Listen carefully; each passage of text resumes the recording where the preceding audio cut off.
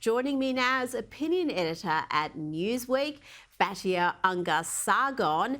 You're about to release a new book, Second Class: How the Elites Betrayed America's Working Men and Women, which will explore a fascinating political realignment that should hopefully work in the favour of the neglected American working class. It's an issue we've long talked about on this program, but here it's a trend that is evident in the UK, Australia, and certainly in the US, where the affluent are veering very much left and the working and middle class, including many minority groups, are turning to the right. What do you think is behind this phenomenon, this political realignment? Thank you so much for having me, Rita. It's so great to be here with you and with your audience. Put simply, the Democrats abandoned the working class. So the Democrats used to be the party of labor. And as you put it so eloquently, the left used to be on the side of the working class, of workers, of labor. And that's why they used to, for example, oppose immigration, because mass migration lowers the wages of working class people by increasing the supply of workers, right? It's obvious supply and demand. And as a result, the Democrats used to believe in having a strong border.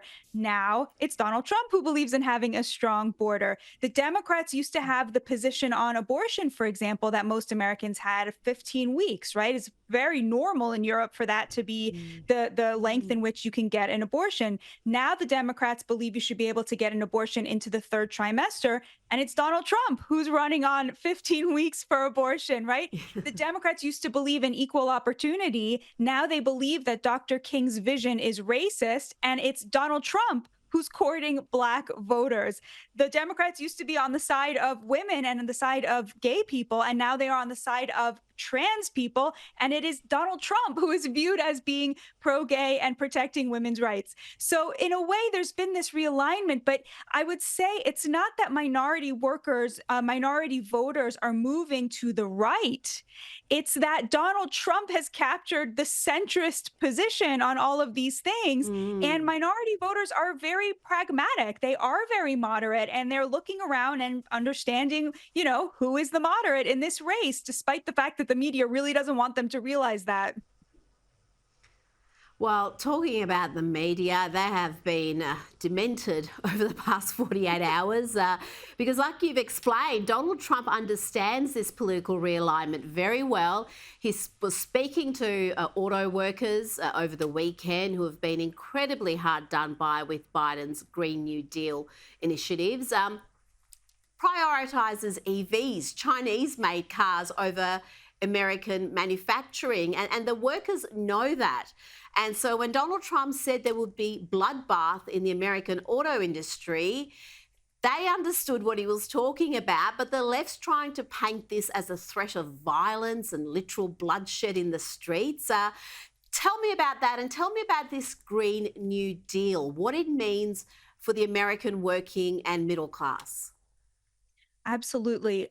Yeah, Donald Trump did what he does, which is he gave a solid policy proposal to protect working class jobs and wages. He said if China tries to establish a car factory in Mexico to become part of the USMCA, which is a trade deal that allows cars to come into America from Mexico without tariffs, Trump said we're going to put 100% tariff on each of those cars. It's the kind of policy that has a direct impact on working class jobs and wages, the kind of thing Democrats used to understand. But because they don't do that anymore and don't represent labor, they can't just admit that Trump has taken their policy. So instead, what they do is they invent these outrages to smear him with, to make him seem like an extremist, to hide the fact that this is good policy for the working class. You asked about the Green New Deal. The Green New Deal is class warfare against the working class. The climate extremism comes directly from the most over credentialed elite rich people who have nothing else to worry about because they have so much money. And what they do is they have created this apocalyptic religion out of climate change. And then they go around flying around in their private jets and demanding sacrifices from the working class, making electricity, gas unaffordable, putting these electric vehicles out there that sit on lots because working class people, A, can't afford them, and B, they drive really far because they live in rural America. What are they going to do with a car that has to be get electricity every 3 hours? I mean, it's so ridiculous. It's really class warfare. They are asking the working class to pay literally for their vanity morals. It is totally appalling. All of the green stuff, like you said, happens in China. The wind turbines imported from China, by the way, slave labor making them in China because that is China's competitive Mm. advantage. Slavery, right? Hello. That's imported from China. The EVs now, they're going to start importing them from China.